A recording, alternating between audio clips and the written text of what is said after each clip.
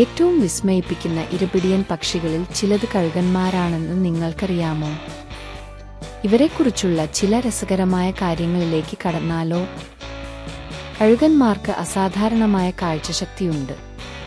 ചില സ്പീഷീസുകൾക്ക് 1 മൈലിലധികം അകലെ നിന്ന് ഇരയെ കണ്ടെത്താൻ കഴിയും. കഴുകന്മാർ അർപ്പണബോധമുള്ള മാതാപിതാക്കളാണ്.